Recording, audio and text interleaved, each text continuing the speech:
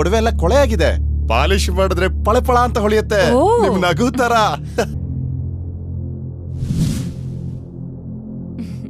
ಮುಂದಿನ ವಾರ ಕಾರ್ ತಗೋತಾ ಇದೀನಿ. ಇನ್ ಮುಂದೆ ನಡೆಯೋ ಸೀನೇ ಇಲ್ಲ. ಕಳ್ಳ ಕಳ್ಳ ಹಿಡ್ಕೊಳ್ಳಿ ಹಿಡ್ಕೊಳ್ಳಿ. ಮೇಡಮ್, ಆ ಕಡೆ ಭುಜದ ಮೇಲೆ ಬಿದ್ದಿದೆ. ಎಲ್ಲಿ? ಅಯ್ಯೋ ಅಯ್ಯೋ, ನನ್ ಚೇನ್. ಅಮ್ಮ, ಒಂದ್ ನಿಮಿಷ. ನಾನು ಪೊಲೀಸ್ನವನು.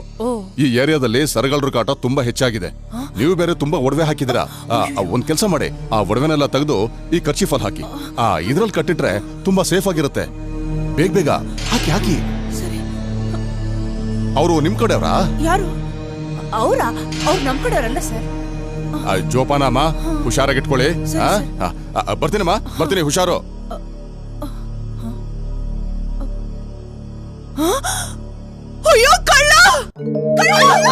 ನಿಮ್ಮ ಎಚ್ಚರದಲ್ಲಿ ನೀವಿಲ್ಲದಿದ್ದರೆ ಈ ರೀತಿಯ ಅನಾಹುತ ತಪ್ಪಿದ್ದಲ್ಲ. ನಿಮ್ಮ ಚಿನ್ನಾಭರಣಗಳು ಹಾಗೂ ಅಮೂಲ್ಯ ವಸ್ತುಗಳ ಬಗ್ಗೆ ಜಾಗರೂಕರಾಗಿರಿ. ಸಂಶಯಾಸ್ಪದ ವ್ಯಕ್ತಿಗಳು ಕಂಡಲ್ಲಿ ನಿಮ್ಮ ಹತ್ತಿರದ ಪೊಲೀಸ್ ಠಾಣೆಯನ್ನ ತಕ್ಷಣ ಸಂಪರ್ಕಿಸಿ. ಪ್ರಿಯ ವೀಕ್ಷಕರೇ, ಇತ್ತೀಚೆಗೆ ಚಿಕ್ಕಬಳ್ಳಾಪುರ ಜಿಲ್ಲೆಯಾದ್ಯಂತ ಕಳ್ಳತನ ಪ್ರಕರಣಗಳು ಹೆಚ್ಚಾಗುತ್ತಿವೆ. ಆದರೆ ಸಾರ್ವಜನಿಕರು ಮಾತ್ರ ತಮಗೆ ಅರಿವಿದ್ದರೂ ಸಹ ಆ ಸಮಯದಲ್ಲಿ ಒಂದು ಕ್ಷಣ ಮೈ ಮರೆಯುವುದರಿಂದ ಸರಕಳ್ಳತನ, ಬ್ಯಾಂಕ್ನಲ್ಲಿ ಹಣ ಡ್ರಾ ಮಾಡಿದ್ದ ನಗದು ಕಳವು ಪ್ರಕರಣಗಳು ಆಗಿಂದಾಗ್ಗೆ ಬೆಳಕಿಗೆ ಬರುತ್ತಲೇ ಇವೆ. ಕಳ್ಳರಿಗೆ ಮೇನ್ ಟಾರ್ಗೆಟ್ ಸಾಮಾನ್ಯ ಜನರ ಅಮಾಯಕ ಪ್ರಜ್ಞೆಯಾಗಿದೆ. ದಾರಿಯಲ್ಲಿ ಒಡವೆ ಹಾಕಿಕೊಂಡ ಮಹಿಳೆಗೆ ತಿಳುವಳಿಕೆ ಹೇಳುವ ನೆಪದಲ್ಲಿ ಒಡವೆಗಳನ್ನು ಬ್ಯಾಗ್ನಲ್ಲಿ ಇಟ್ಟುಕೊಳ್ಳಲು ಹೇಳಿ ಕ್ಷಣಾರ್ಧದಲ್ಲಿ ಆಭರಣಗಳನ್ನು ಎಗರಿಸುವ ಚಾಲಾಕಿಗಳು ಇದ್ದಾರೆ. ಅಮ್ಮ, ಒಂದ್ ನಿಮಿಷ. ನಾನು ಪೊಲೀಸ್ನವನು. ಈ ಏರಿಯಾದಲ್ಲಿ ಸರಗಳ್ರ ಕಾಟ ತುಂಬಾ ಹೆಚ್ಚಾಗಿದೆ. ನೀವು ಬೇರೆ ತುಂಬಾ ಒಡವೆ ಹಾಕಿದಿರಾ. ಒಂದ್ ಕೆಲ್ಸ ಮಾಡಿ, ಆ ಒಡವೆನೆಲ್ಲ ತೆಗೆದು ಈ ಕರ್ಚೀಫಲ್ ಹಾಕಿ. ಇದ್ರಲ್ಲಿ ಕಟ್ಟಿಟ್ರೆ ತುಂಬಾ ಸೇಫ್ ಆಗಿರುತ್ತೆ. ಬೇಗ ಬೇಗ ಹಾಕಿ ಹಾಕಿ. ಅವರು ನಿಮ್ ಕಡೆಯವರಾ? ಯಾರು? ಅವ್ರು ನಮ್ ಕಡೆಯವರಲ್ಲ ಸರ್. ಜೋಪಾನ ಅಮ್ಮ, ಹುಷಾರಾಗಿಟ್ಕೊಳ್ಳಿ. ಬರ್ತೀನಮ್ಮ, ಬರ್ತೀನಿ, ಹುಷಾರು.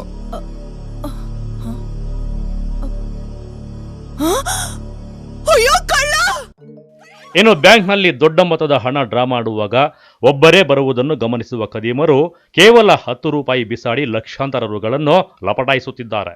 ಅಷ್ಟೇ ಅಲ್ಲ, ಬ್ಯಾಂಕ್ನಿಂದ ಹೊರಬಂದ ತಕ್ಷಣ ನಿಮ್ಮ ವಾಹನದಲ್ಲಿರುವ ಹಣದ ಮೇಲೆ ನಿಗಾ ಇಡುವ ಕಳ್ಳರು ನಿಮ್ಮನ್ನೇ ಹಿಂಬಾಲಿಸಿ ಹಣ ಲಪಟಾಯಿಸಿರುವ ಪ್ರಕರಣಗಳು ಬೆಳಕಿಗೆ ಬರುತ್ತಿವೆ. ಸಾರ್ವಜನಿಕ ಸ್ಥಳಗಳಲ್ಲಿ ಕಳ್ಳರ ಚಲನವಲನಗಳು ಹೀಗಿದ್ರೆ, ಇತ್ತೀಚೆಗೆ ಮನೆಗಳಲ್ಲಿ ಇರುವ ಒಂಟಿ ಮಹಿಳೆಯರನ್ನು ಕಳ್ಳರು ಟಾರ್ಗೆಟ್ ಮಾಡುತ್ತಿದ್ದಾರೆ. ಹಿತ್ತಾಳೆ ಬೆಳ್ಳಿ ಪಾತ್ರೆಗಳಿಗೆ ಮೆರುಗು ಇಡಲಾಗುತ್ತೆ.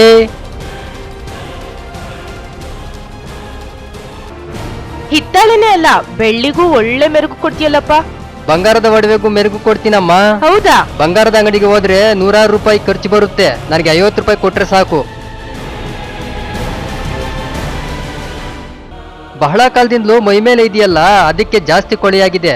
ಒಂದು ಕೆಲಸ ಮಾಡಿ, 1 ಗಂಟೆವರೆಗೂ ಬಟ್ಟೆನಲ್ಲೇ ಇಟ್ಟು ನೀರಿನಲ್ಲಿ ತೊಳೆದು ಹಾಕಿ. ಅಮ್ಮ, ದುಡ್ಡು ಕೊಟ್ರೆ? ತಗೊಳಪ್ಪ ನಿನ್ ದುಡ್ಡು. 1 ಗಂಟೆ ಆದ್ಮೇಲೆ ತೆಗಿಯಮ್ಮ. ಹಾಗೆ ಆಗ್ಲಿ.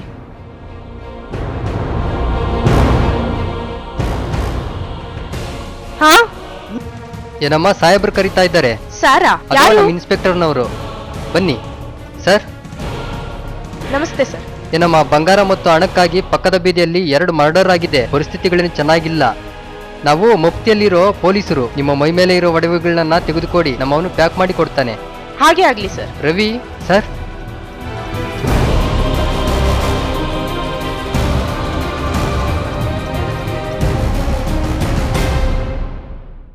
ನೋಡಮ್ಮ, ನಿಮ್ಮ ಒಳ್ಳೆದಕ್ಕೆ ಅಲ್ವಾ ನಾವು ಹೇಳೋದು.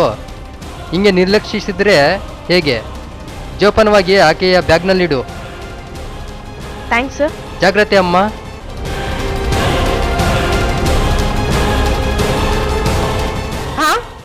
ಇಂತಹ ಪ್ರಕರಣಗಳನ್ನು ಬೆನ್ನತ್ತಿರುವ ಪೊಲೀಸರು ಆರೋಪಿಗಳನ್ನು ಎಡೆಮುರಿ ಕಟ್ಟಿ ಜೈಲಿಗೆ ತಳ್ಳಿದ್ದರೆ, ಅಂತಹ ಆರೋಪಿಗಳು ಆಭರಣಗಳ ಮಾಲೀಕರ ದೂರದ ಸಂಬಂಧಿಗಳೇ ಆಗಿರುವುದು ವಿಪರ್ಯಾಸವೇ ಸರಿ. ಅದಕ್ಕೆ ಕೆಲ ದಿನಗಳ ಹಿಂದೆ ಚಿಕ್ಕಬಳ್ಳಾಪುರದಲ್ಲಿ ನಡೆದಿದ್ದ ಸರಗಳ್ಳತನ ಪ್ರಕರಣ ಹಾಗೂ ಚಿಂತಾಮಣಿಯಲ್ಲಿ ನಡೆದಿರುವ ಚಿನ್ನಕ್ಕಾಗಿ ವೃದ್ಧೆಯನ್ನೇ ಬರ್ಬರವಾಗಿ ಹತ್ಯೆ ಮಾಡಿದ್ದ ಪ್ರಕರಣಗಳೇ ಜೀವಂತ ಸಾಕ್ಷಿಯಾಗಿವೆ. ಇನ್ನು ಕೆಲವೇ ದಿನಗಳಲ್ಲಿ ವರಮಹಾಲಕ್ಷ್ಮಿ ಹಬ್ಬ ಬರುತ್ತಿದೆ. ಅದಕ್ಕಾಗಿ ಮಹಿಳೆಯರು ತಮ್ಮ ತಮ್ಮ ಮನೆಗಳಲ್ಲಿ ಆಭರಣ, ನಗದನ್ನು ದೇವರ ಮುಂದೆ ಇಡುವುದು ಭಕ್ತಿಗಿಂತ ಇದು ಫ್ಯಾಷನ್ ಆಗಿಬಿಟ್ಟಿದೆ. ಇದು ಸಾರ್ವಜನಿಕರಿಗೆ ಎಚ್ಚರಿಕೆಯ ಗಂಟೆಯಾಗಬೇಕಿದೆ. ಕಳ್ಳರ ಎಡೆಮುಡಿ ಕಟ್ಟುವಲ್ಲಿ ಪೊಲೀಸರಂತೂ ಅವರ ಕರ್ತವ್ಯ ಮಾಡುತ್ತಿದ್ದಾರೆ. ಆದರೆ ಎಲ್ಲಾ ಜವಾಬ್ದಾರಿಯನ್ನು ಪೊಲೀಸರ ಮೇಲೆ ಹೊರಿಸಿ ಸಾರ್ವಜನಿಕರು ತಮ್ಮ ಸಮಯ ಪ್ರಜ್ಞೆಯನ್ನ ಮರೆಯುತ್ತಿದ್ದಾರೆ. ಒಟ್ನಲ್ಲಿ ಇನ್ನಾದರೂ ಕಳ್ಳತನ ಪ್ರಕರಣಗಳು ಕಡಿಮೆಯಾಗಿ ನಿರ್ಭೀತಿಯಿಂದ ಇರಬೇಕು ಅಂದ್ರೆ ಪೊಲೀಸರ ಜೊತೆ ಸಾರ್ವಜನಿಕರು ಸಹ ಕೈಜೋಡಿಸಬೇಕಾಗಿದೆ. ಸಾರ್ವಜನಿಕ ಸ್ಥಳಗಳಲ್ಲಿ ಮೈ ತುಂಬ ಆಭರಣಗಳ ಪ್ರದರ್ಶನ ಮಾಡಿಕೊಂಡು ಓಡಾಡುವುದು, ನಿರ್ಜನ ಪ್ರದೇಶಗಳಲ್ಲಿ ಒಂಟಿಯಾಗಿ ಓಡಾಡುವುದು, ಮನೆಗಳಲ್ಲಿ ಬಂದವರಿಗೆ ಒಡವೆಗಳನ್ನು ತೋರಿಸುವುದು, ಈ ತಪ್ಪುಗಳನ್ನು ಆದಷ್ಟು ನಿಲ್ಲಿಸಿ. ಇಲ್ಲಾಂದ್ರೆ ಕಳ್ಳರ ಟಾರ್ಗೆಟ್ ನೀವೇ ಆಗ್ತೀರಾ, ಇಲ್ಲಾಂದ್ರೆ ನಿಮ್ಮ ಮನೆಯ ಟಾರ್ಗೆಟ್ ಆಗುತ್ತದೆ. ಟ್ರೈನ್ ಹೋದ ಮೇಲೆ ಟಿಕೆಟ್ ಕೊಂಡ್ರೆ ಪ್ರಯೋಜನವಿಲ್ಲ. ಎಚ್ಚರ ಸಾರ್ವಜನಿಕರೇ, ಎಚ್ಚರ. Lakshminarayan, MM TV news, Chikkaballapur. ವಿನ್ಯಾಸ ತ್ರಿಮೂರ್ತಿ.